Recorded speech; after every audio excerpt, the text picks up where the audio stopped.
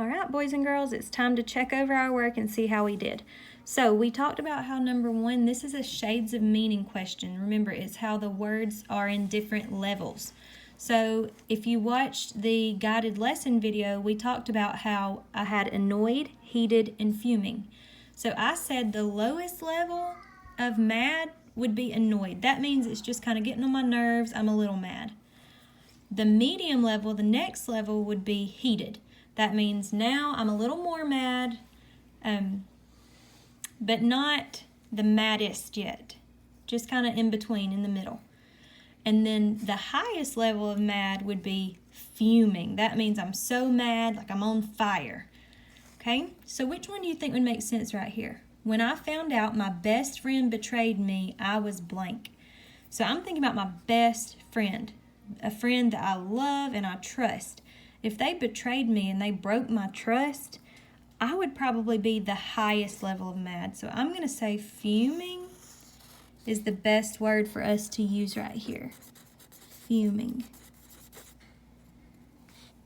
All right, let's look at the next. Label all the parts of speech in the sentence. So I'm looking for nouns first. People, places, things, and animals, and ideas. Mars has dust storms that change its surface. So Mars is a planet, so it's a thing. It's going to be a noun. Dust can be a noun, but right here I'm not talking about the dust. I'm actually talking about the storms. So storms is going to be a noun right here. And the surface is a place. So it's going to be a noun as well. All right, so now I've found all my nouns. I'm going to check it off. Now I'm looking for the verbs. Action verbs first. Is there something that I can do in this sentence? Change.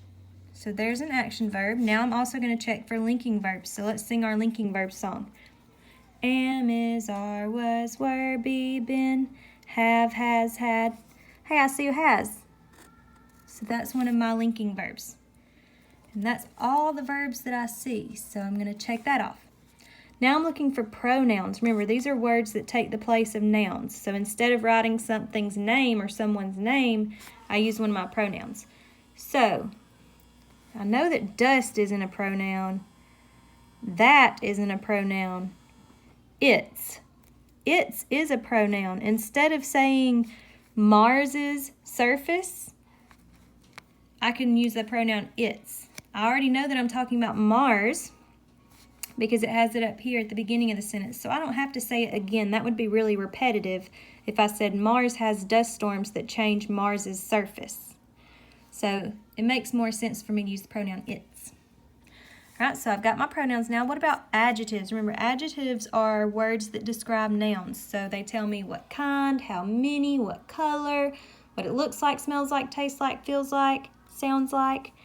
So if I look at my remaining words that I have left, I have dust.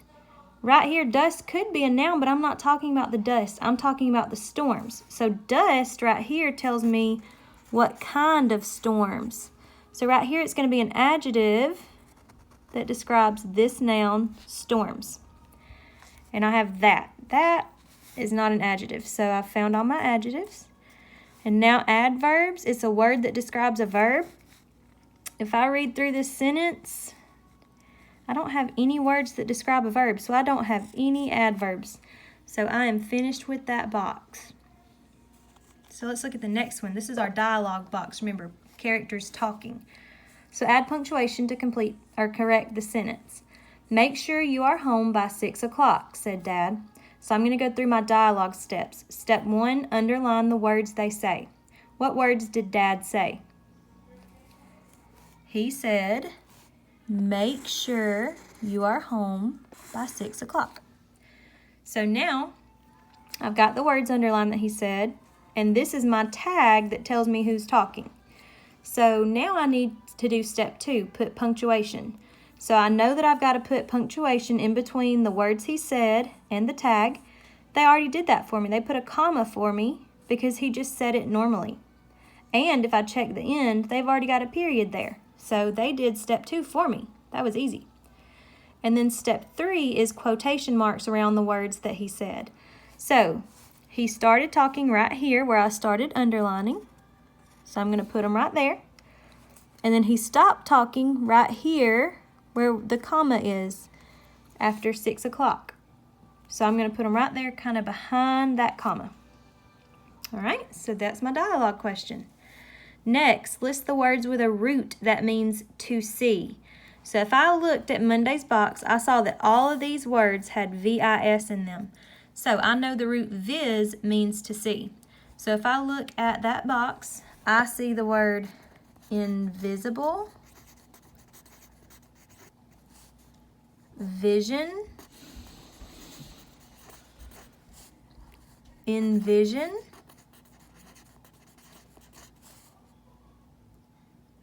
and visible. So you should have had 4 words with the root vis in them. Now, which word means unable to be seen? So I know if it's unable to be seen, that means it's not able to be seen. So I'm going to look and see if any of these has a prefix that means not.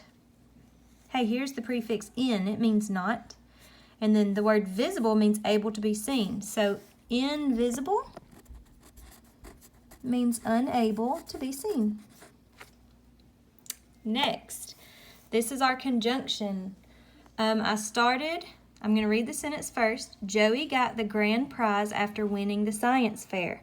So I look for a fanboy first, a coordinating conjunction. For, and, nor, but, or, yet, so. Excuse me, I don't see any of those. So now I'm going to look for the other kind of conjunction, the subordinating conjunction.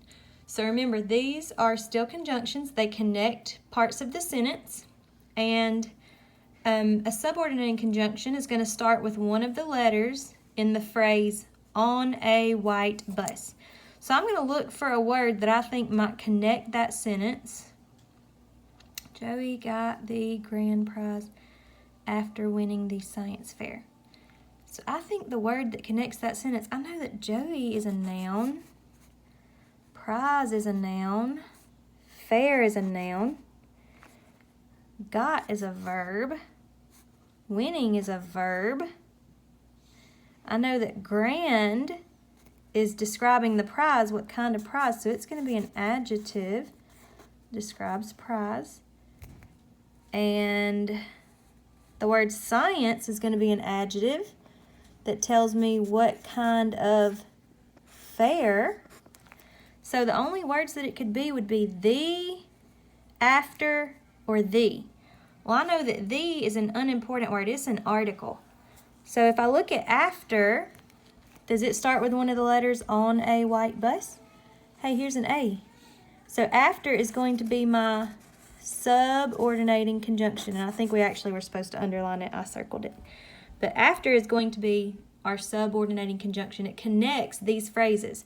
Joey got the grand prize, and it connects winning the science fair. It puts those pieces together for that complex sentence. So next, simple, compound, or complex. I have a simple is just one independent clause. Compound is 2 independent clauses put together, so 2 sentences put together with a fanboy. And complex means it has 2 parts. One of those is independent and makes sense by itself, and the other part is dependent. It does not make sense by itself. It needs more. So the sentence said, we send satellites to Mars so we can learn more about it. My strategy is that I'm going to look for a fanboy or a comma. So if I look for a fanboy or a comma, I found so and then a comma. So now I'm going to check both sides to determine whether they're independent or dependent. So the first side says, we send satellites to Mars. If someone came up to me and said that, that makes sense to me. So that's going to be independent. And this side says, we can learn more about it. If someone came up to me and said that, that makes sense. So it's going to be another independent clause. So I had two independent parts and a fanboy connected by a fanboy. So if I look back at my choices, a compound sentence is 2 independent clauses connected by a fanboy. So this sentence is actually compound. 2 sentences put together with a conjunction. And then last but not least, write the meaning of the underlined word. Andrea got her cast off her foot and is now mobile. So we've been working on these roots. If I go back to Monday, M-O-B, M-O-V, and M-O-T, all those roots have to do with moving or movement. So, if I look back over here, she got her cast off her foot and is now mobile. I think mobile means able to move. Oops, sorry, my pencil paper moved. So mobile means able to move. So now that she got her cast off, she's able to move around and walk. So hopefully you did good on your language check. I hope you guys have a good day.